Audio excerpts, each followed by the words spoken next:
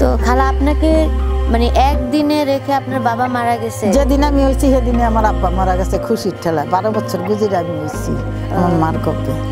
পরে আপনাকে তাহলে ফেলে রেখে গেল কেন? ফেলে রেখে গেছে, মা নাই, বাপ নাই, চাচা নাই, জাডা নাই, দাদা নাই, দাদি নাই, কেউ নাই। তা আমার দেখবো কে?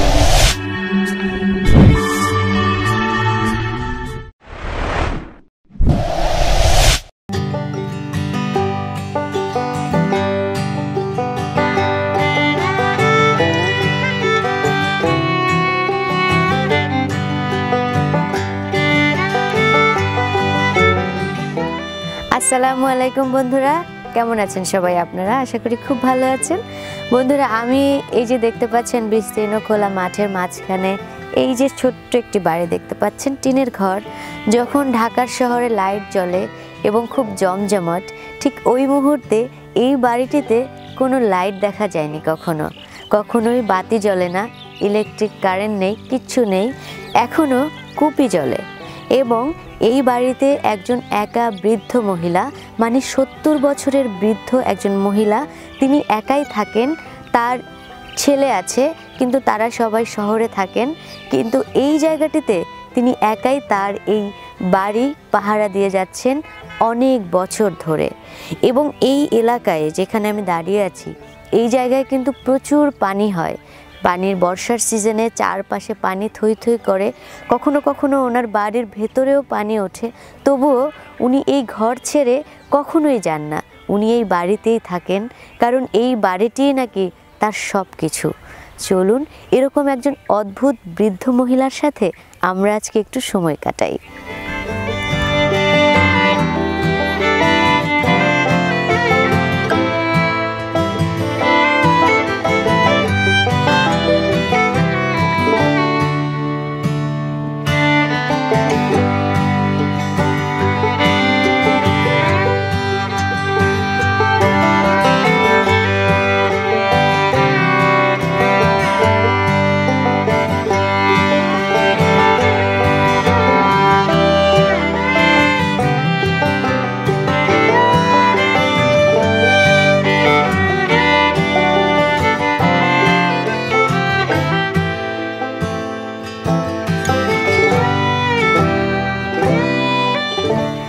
ওনার নাম আমিনা বেগম। উনি এই টিনের ভাঙা বাড়িতে থাকেন। আমি আগেই আপনাদের বলেছিলাম যে আমরা ওনার সাথে কথা বলবো এবং ওনার জীবন কাহিনী জানবো। উনি অনেক কষ্ট করে, অনেক দুঃখ করে এই যে বাড়িটি, এটি পাহারা দিচ্ছেন। অনেক বছর ধরে ওনার জীবন এখানে কেটেছে। তো আমরা আজকে খালাম্মার সাথে কথা বলবো, খালার এখানে কেন উনি থাকছেন, কিভাবে ওনার জীবন কাটছে, সেগুলো নিয়ে একটু আমরা আজকে ওনার সাথে কথা বলবো। আমার ভিতরে দুঃখ উঠতেছে মা। আমি যেই কষ্ট করি ছোট তো না, আমার ওইখানে হালাই থেকে গেছে শান্তিনগরের বাজারে। এক কাঠ কবেন্যা নিয়ে আমার পালছে। সারেতি বাপ কইছি, মা কইছি, হ্যাঁ কাঠ কোবায় খায়। আমার ছোট বহন্যা থিয়ে হালাই থেকে গেছে। কে হালাই থেকে গেছে কই তার। তো খালা আপনাকে মানে একদিনে রেখে আপনার বাবা মারা গেছে? যেদিন আমি হয়েছি সেদিনে আমার আব্বা মারা গেছে খুশির ঠেলায়। 12 বছর গুজিরে আমি হয়েছি আমার মার কবে। পরে আপনাকে তাহলে ফেলে রেখে গেল কেন? ফেলে রেখে গেছে, মা নাই, বাপ নাই, চাচা নাই, জাডা নাই, দাদা নাই, দাদি নাই, কেউ নাই। তা আমার দেখবো কে? কয় বছর বয়সে? বহন না কয় বছর হয়। বর্ষা শিখছি এমনি শান্তিনগরের বাজারটা আছে না, এখানে একবার লাকড়ি কাটতাছে, ফাটতাছে। তো বেড়ায় কান্দন খিদা লাগছে না, দুধ নেই কিছু নেই, কে দেখবো। হাসে খিদায় মইরা যাইতাছি, হাসে এক বই বেড়া কইতাছে, কয় লাকড়ি আহে রে, বাচ্চাটা বিয়ান্তন কান্তাছে, কে হালাই থিয়া গেছে, অহন যে নিমু। হাসে মাহাজনে কইছে তুমি নিয়া পালগা, একটা আল্লাহর সব পাইবা, তুমি পালগা। এই বেড়ায় নিয়া আমারে এতহানি করলো। এতহানি করছে মতন মামু চুরি করে নিয়া, বলত আসছিলাম না, একটা লজেন দেখে মামু লেগে গেছে। মামু নিয়ে এত ঢুকালে এক বেটার কাছে বিয়া দিছে, দুর্গার বাপের কাছে। সেই বেটারও বেমাই রাখছিল, লিভার পিলাই ফুলা, পেট ফুলা ছিল। সেই বেটা হেসে এই যে বিয়ার না পারলক বিয়ে হইলো, মামু দিল একটা পাড়াটা খাই, একটা ডিম হেরা ছিল। আমার হরিয়া ছিল জাদুঘর, এই জাদুকইরা আমার বিয়া করে নিল। এই 3টা পোলা পাইন আমার ঘরে, 3টা ছেলে হইলো। 3টা ছেলে হইলো মতন, একটা এত হানি, একটা এত বড়, আরেকটা কুলে, পাতালি কুলে। আর আব্বা স্বাধীনের পর মারা গেছে।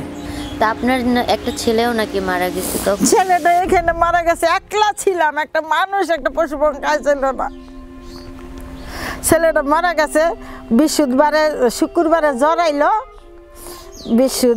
শুক্রবারে জড়াইলো, আরেক বৃহস্পতিবারে হার বাড়ি চলে গেল। এই একলা ঘরের মধ্যে এমনি বয়ে রয়েছি আর আল্লাহ দূরে শুরু পড়তেছি, আল্লাহর নাম লইতাছি, ছেলে মারা গেল।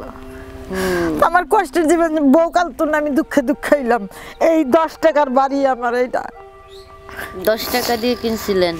তাইলে 10 টাকা করে ব্যাংকে জানি তোমার জামাইয়ের মতন এক ছেলে আসছিল, ওই মেসিডে চাকরি করতো, সেই ছেলের রাঁধতাম, 1 পাঁচালের ভাত রাঁধতাম, একটা ডিম ভাজতাম, আমার লেগে 8 গান ডিম আর 8 বাসালে ভাত থুইয়া যেত।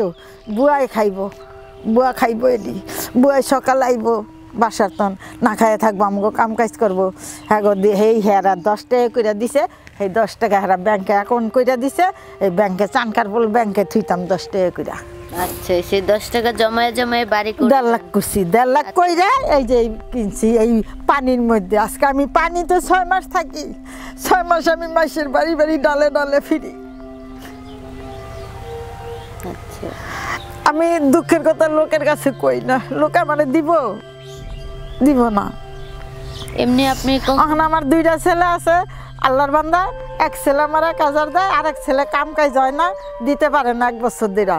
ওই 1000 টাকা দিয়ে আমি আল্লাহ রসুল সাক্ষী আর আমি সাক্ষী, মা খাকি সাক্ষী, এমনি খাই আমি। এই যে পানি উঠলো, আপনার তো ঘরেও পানি উঠছে? ঘরেও পানি এতটি, খাতা কাপড় ব্যাগ ভিজে গেছে। মাইসে আমি ডাকার তো সাহায্য না, আমি আবার কিনে লইছি 3000 টাকা দিয়ে খাটানছি, পুরানা। আমার জীবনটা দুঃখে দুঃখে গেছে। কই আল্লাহ তুই আমার লইয়া যাই কষ্টের তন। এই যখন কয়টা বাজে হবা, এই যে ভাত রাঁধছি, ওই যে তো হাগ উঠে আগা মাইসের তন 2টা সিম আনছি, একটা আলু আনছি, 2টা কাঁচামরিচ আনছি, এই বাজে আমি খাই। আমি একটা মাছও কিনা খাই না মা। পুকুর দা আমি ফিটফাট ভিতরে আমার সদরঘাট। দালালটা আমার টাকা খাইছে 1.5 লাখ, দলিল পত্র করে সব কাগজ লইতে 1.5 লাখ গেছে। মানে আপনার টাকা অন্যরাও মেরে দিচ্ছে আর কি? হ্যাঁ, দালালটা খাইছে। এই ঘর উঠাইছি কত কষ্ট কইরা, ওই দেখো পায়খানায় দরজা নেই, ওই যে গোসলখানায় দরজা নেই, কাপড় টানে আমি গোসল করি, দিদারি না। ওই যে ওই ঘর ভাঙ্গা রয়েছে, দেখা হ ভিতরে যাইয়া ঘর ভাঙ্গা রয়েছে, আমি টাকা লেগে উঠাইতারি না। এমনি কি এই যে আপনি যে বন্যা টন্যা যে হলো, হ্যাঁ, তো বন্যা হওয়ার সময় কোনো সরকারি সহযোগিতা কখনো? না, আমাকে দেয় নেই। ওই মেম্বারে কম্বল দিছে, এই শীতের মধ্যে 3টা-4টা করে কম্বল দিছে মাইসে, হ্যাঁ গো জাতীয় গো দিছে, হ্যাঁ গো গরিব গো দিছে, আমাকে দেয় নেই। আমি যে পানিতে ডুবি সবাই আমার লেগে আফসোস করে, এই বুড়া মাথারে দাও, এই বুড়া মাথারে। না, আমার সাহায্য হয়নি।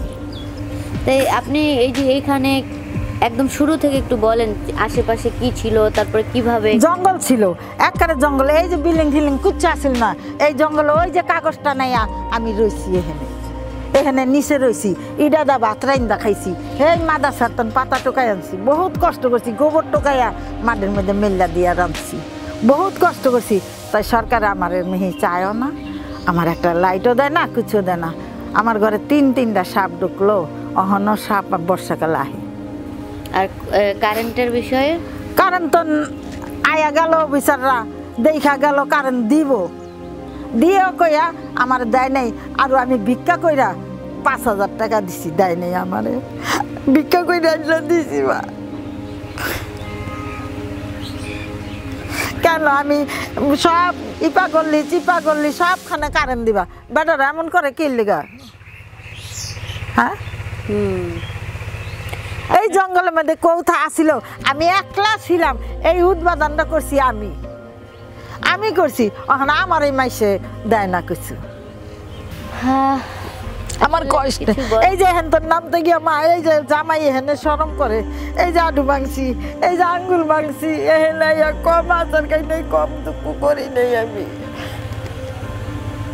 অনেক কষ্ট করছি। এই এলাকার মাইসে আমার বর্ষাকালে এই এতটুক পানি রয়েছে, পাটাতনের ঘরে থাকছি, এই এতটুক পানি রয়েছে, এতটুক পানি এলে ডুববা যায়। ওই বাড়ির বাহার দিনে কালা ভটকা কইরা সেই ছাড়া আমার বাহার দিনের বল পাইতা ভাত, এমন একটা মাথা, 2 টুকরা মাছ, কি এর ভর্তা, কি খবরটা আমার নৌকা দিয়া গেছে। হ্যাঁ, সে সন্ধ্যার সময় আমার নৌকাটা লইয়া গেছে। আল্লাহরে বাঁচাক, আল্লাহ আমারে সহায়তা দিছে, আল্লাহ পাঠাই দিছে, ফিরিস্তা দিয়ে গেছে আমারে। আমি ছাড়ার লেগে এখনো দোয়া করি। ওই ছোটো বড়টা 1000 দেয়, একটু তেল কিনা দেওয়া যায়, একটু আলু কিনা দেওয়া যায়, একটু কাঁচামরিচ কিনা দেওয়া যায়, একটু মরিচের ফাঁকি হলুদের ফাঁকি দেওয়া যায়, হে আমি খাই কোনো রকম। আর মাইসা আমার ডাক দেয়, মুরব্বী ফোন নম্বর দিছি, হারা ফোন করে যাই দুপুরে দুগা খাই আহি। কোনো দিন রান্ধি, কোনো দিন রান্ধি না। এই যে 2 দিন পরে আজকে রান্নাম। কেমন লাগে আপনার যখন ধরেন আশেপাশে সব বাড়িতে লাইট জ্বলতেছে, আপনি একা? আমার খারাপ লাগে, খারাপ লাগে। কই খোদা আল্লাহ, তুমি তো কবরের তলে তো আন্ধারে রাখবা, যাও দেখি আন্ধারে থাকে কি হয়। কবরে তো বাতি জ্বলবো না, বালিশ পাবো না, খাতা পাবো না, ওই সময় একা কেমনে থাকেন? এই আন্তাজে থাকতাছি আমি, এই মনে সাবাস করে থাকতাছি, নাহলে এই জঙ্গলে কেউ সাবাস করে থাকে না। আমি যে থাকতাছি এই জঙ্গলে। আমিনা খালার জীবন আসলে সত্যিই অনেক দুঃখের।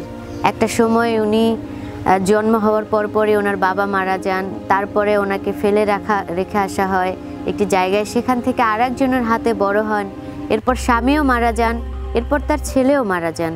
আর এভাবেই বছরের পর বছর তিনি বেঁচে আছেন নিজের দুঃখ চাপা দিয়ে বুকের মাঝখানে। কখনো হয়তো কারো কাছে সেভাবে বলাও হয়ে ওঠে না ওনার নিজের দুঃখের কথা। উনি আছেন এরকম ভাঙা বাড়িতে, ওনার আসলে কষ্ট গেছে। আমি বাইশের কাছে কই না, ফিটফাট চলি দেখে মানুষের বসতে দেই না, সমাজে তো চলতে হইব। এই যে কম্বল দিল, আমার চোখে বেজে নেই, হ্যাঁ তোমার ডাকদা দিমু, আইলে শিল্প দিমু, কম্বল দিমু। আপনারা যারা সহৃদয়বান আছেন, যারা মানুষের জন্য কাজ করতে চান, তারা এই অসহায় মায়ের পাশে দাঁড়াতে পারেন এবং ওনার জন্য কিছু করতে পারেন আপনারা। আমরা ডেসক্রিপশনে আমরা ওনার নাম্বার দিয়ে দিব, যদি কখনো সরাসরি ওনার সাথেই কথা বলে আপনারা ওনাকে সাহায্য করতে পারেন। যদি আপনারা এতটুকু ওনার ভালোর জন্য হাত বাড়িয়ে দেন, তাহলে নিশ্চয়ই বাকিটা জীবন ওনার হয়তো ভালো কাটতেও পারে। বন্ধুরা, আজকের মতো এখানেই বিদায় নিচ্ছি। খুব ভালো থাকুন, সুস্থ থাকুন, আর আমাদের ভিডিওটি ভালো লাগলে লাইক, কমেন্ট এবং শেয়ার করুন। আর আমাদের আপডেট পেতে সাবস্ক্রাইব তো অবশ্যই। আজকের মতো বিদায়।